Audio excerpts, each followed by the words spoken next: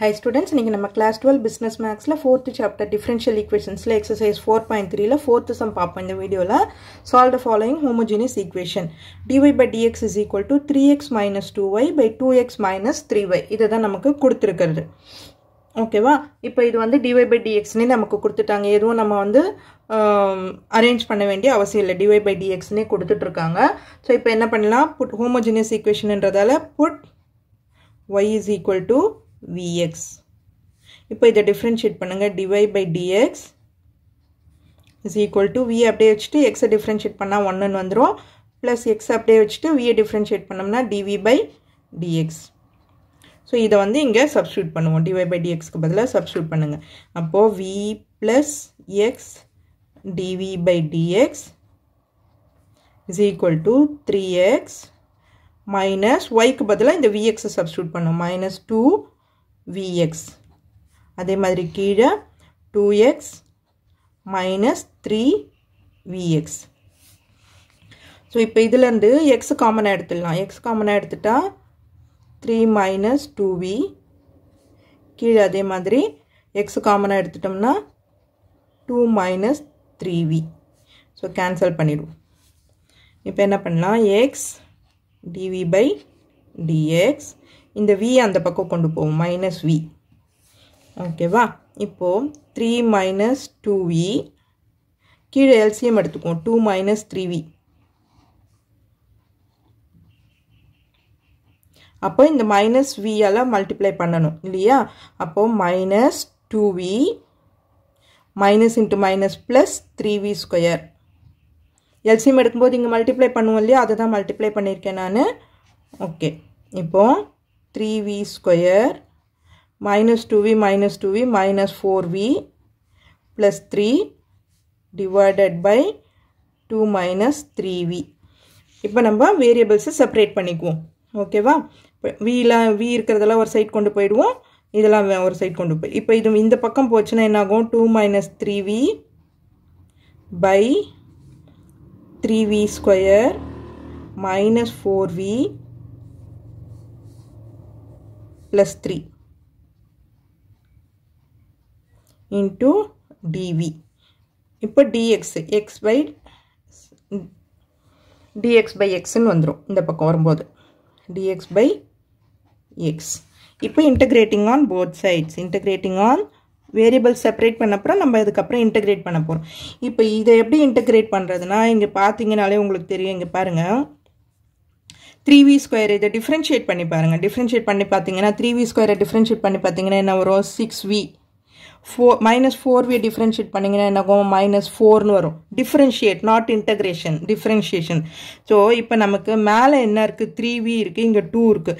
இங்கே இன்னொரு 2வை நம்ம மல்டிப்ளை பண்ணோம்னா இங்கே பாருங்கள், இன்னொரு 2வை இங்கே மல்டிப்ளை பண்ணோம்னா 2 2s are 4, 2 3s are 6. இந்த வேல்யூ நமக்கு கிடைச்சிடுதா? ஸோ அதனால் என்ன பண்ணுறோம் அப்படின்னா ஒரு 2வை மல்டிப்ளை பண்ண போகிறோம். ஓகே, அதே 2 மல்டிப்ளை பண்ணுறதால ஒரு 2வால் டிவைடும் பண்ண போகிறோம். புரிஞ்சுதா? ஸோ மைனஸ் வரணும் நமக்கு. இங்கே வந்து minus 6v இருக்குங்க, அதனால் மைனஸால் மல்டிப்ளை பண்ண போகிறோம். ஸோ அப்போ மைனஸால் மல்டிப்ளை பண்ணும்போது மாற்றி போட்டுக்கலாம். இங்கே நான் அடுத்த ஸ்டெப்பில் போடுறேன். மைனஸை வெளியில் எடுத்துடுறேன். 1/2 into 2 into 3v minus 2. இங்கே மைனஸ் வெளியில் எடுத்துட்டதால் இங்கே 3v minus 2ன்னு நான் மாற்றி போட்டுக்கிறேன். கீழே வந்து 3v square minus 4v plus 3 is equal to dx by x. நம்ம இன்னும் இன்டகிரேட் பண்ணலை. ஓகேவா? இப்போ பாருங்கள், இது வருதா? 3v ஸ்கொயரை டிஃப்ரென்ஷியேட் பண்ணால் 6v minus 4ன்னு வரும். இப்போ இதை பாருங்கள், 2 3s are 6 மல்டிப்ளை பண்ணியே போட்டுக்கோங்க. 1/2 இதை உள்ள மல்டிப்ளை பண்ணினா 6v minus 4 divided by steps நிறைய தான் இருக்கும். ஸோ உங்களுக்கு புரியறதுக்காக நான் ஸ்டெப்ஸ் எதுவுமே ஸ்கிப் பண்ணாமல் போட்டுட்ருக்கேன். 3v square minus 4v plus 3 is equal to integration of dx by x. இப்போ இதை டிஃபரன்ஷியேட் பண்ணும்போது 6v minus 4 வருது. இங்கே மேலே அந்த நியூமரேட்டர் வந்திருக்கா. எப்போவுமே டினாமினேட்டரை டிஃபரன்ஷியேட் பண்ணும்போது மேலே இருக்க நியூமரேட்டர் ஆன்சராக கிடச்சிதுன்னா அதோட இன்டகிரேஷன் வேல்யூ என்ன வரும்னா லாக் ஆஃப் டினாமினேட்டர். நான் இது ஆல்ரெடி உங்களுக்கு சொல்லியிருக்கிறேன், இன்டகிரேஷன் ஃபார்முலாஸ் பண்ணும்போதே சொல்லியிருக்கிறேன். லாக் ஆஃப் டினாமினேட்டர்னு வந்துடும். ஸோ அதுக்காக தான் நம்ம அந்த 2 வந்து ஆட் பண்ணி இது மல்டிப்ளை பண்ணி டிவைட் பண்ணது.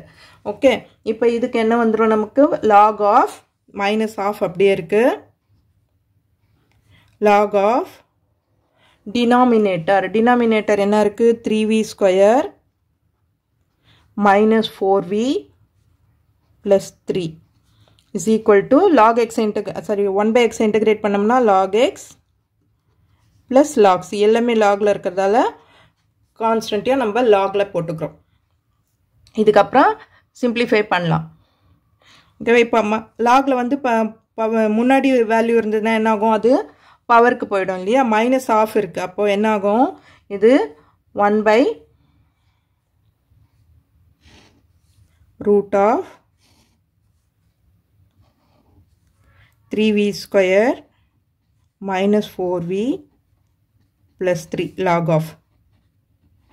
பவர் ஆஃபில் போச்சுன்னா ரூட்டுன்னு அர்த்தம். அது மைனஸில் இருக்கிறதால நான் கீழே போட்டிருக்கேன், புரிஞ்சிருக்கோன்னு நினைக்கிறேன். இங்கேயும் log xc ப்ளஸில் இருக்கிறதால மல்டிப்ளிகேஷன் வந்துடும். இப்போ ரெண்டு பக்கமும் லாக் கேன்சல் பண்ணிடுங்க. 1 by root of 3v square minus 4v plus 3 is equal to xc. இப்போ நம்ம வேல்யூஸ் அப்ளை பண்ணணும். v is equal to yxன்னு நம்ம வந்து அப்ளை பண்ணிக்கலாம். இப்போ y is equal to vxன்னு எடுத்திருக்கோம் இல்லையா, அதுலேருந்து v is equal to y by x இதை வந்து நம்ம சப்ஸ்டியூட் பண்ணுவோம். vன்னு இருக்கிற இடத்துல இந்த y by x சப்ஸ்டியூட் பண்ணுவோம். அப்போ 1 by root of 3y square by x square minus 4y by x plus 3 is equal to xc. ஓகேவா, இப்போ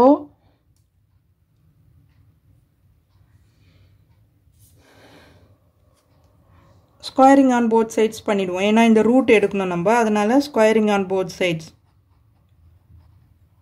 ஸ்கொயரிங் ஆன் போத் சைட்ஸ்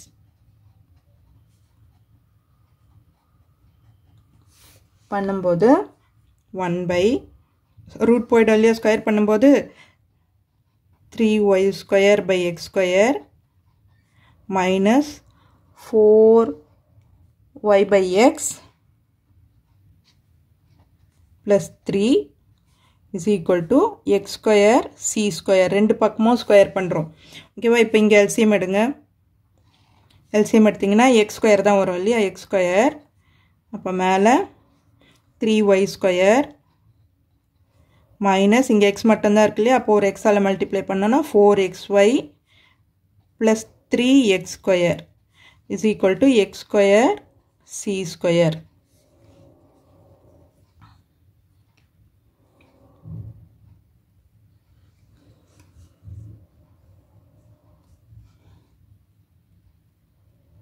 இப்போ இது மேலே போயிடும் இல்லையா, போகும்போது x square by 3y square minus 4xy plus 3x square is equal to x square c square. So இந்த x square cancel ஆயிடுமா.